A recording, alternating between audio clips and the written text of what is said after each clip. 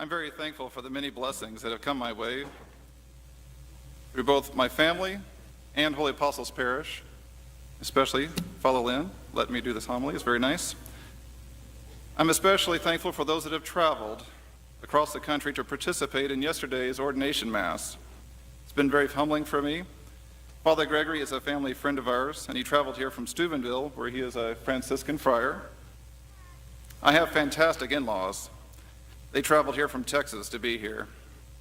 My parents, my brother, my kids, and grandkids traveled here from Virginia, Tennessee, Maryland, and Southern California.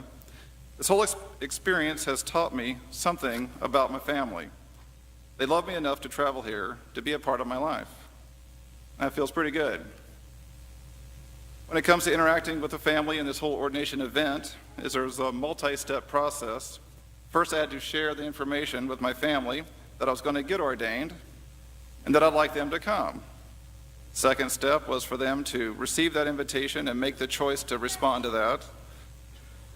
And the third step was for me to listen and observe their response to my invitation. So in this case today, I've done that. It feels great. Thank you so much. Now, in my past, I did not always invite others to take part in many aspects of my life. For example, when I left home for the first time, right at the beginning of college, the first week, I suffered a concussion playing flag football. An ambulance picked me up off the field, took me to the hospital. The doctors there asked me questions that I knew were easy, but I could not answer, like what day is it, or who's the president, or what town are you in? So I stayed in the hospital for a few days, but I made the choice not to tell anybody, really, didn't tell my family. However, the topic did come up a little later. And I don't remember the details of the conversation. I just remember leaving the conversation with one thing really firmly imprinted on my brain, which was the next time I'm in an ambulance, call my mom.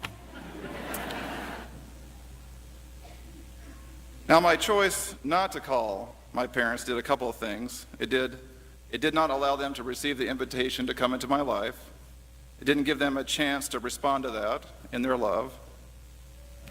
And it also prevented step 3, which means that I did not get a chance to learn something new about my parents.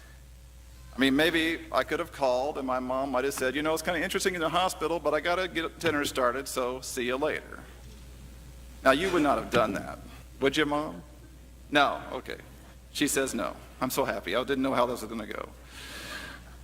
Now, in today's gospel reading, Jesus tells us a parable about a widow and a judge. The widow has no problem with step 1.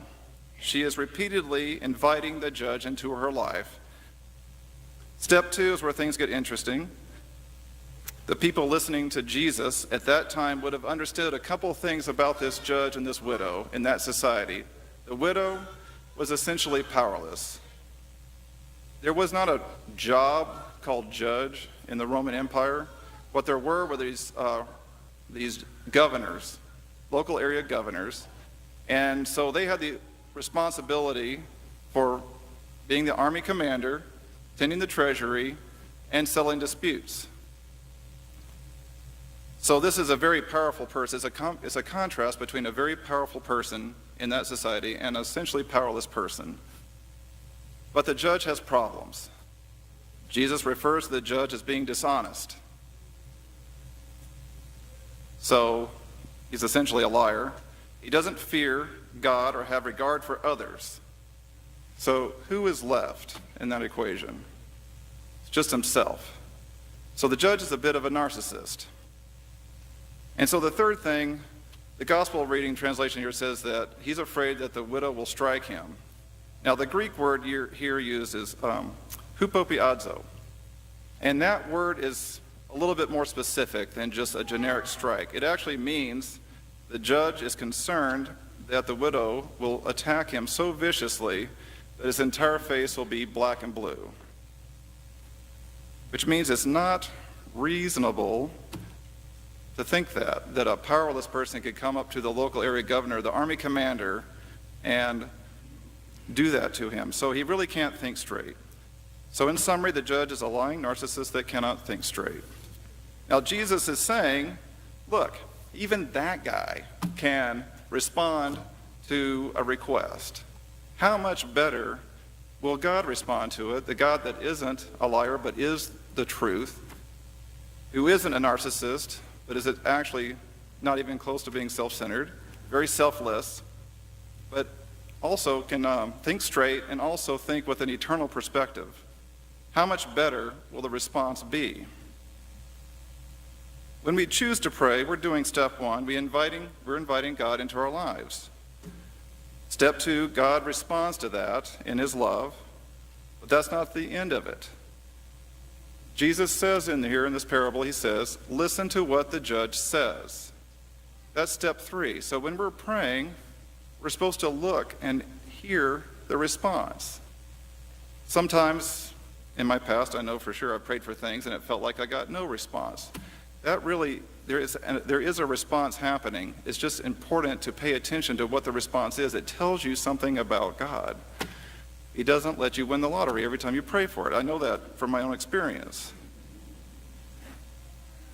Now, we can't talk about theology of prayer. That's going to be something we'll do for the next 20 years or so together. If you're willing to walk alongside me, that would be great. However, whenever we do step three, we are taking the time to learn more about God and come closer to God.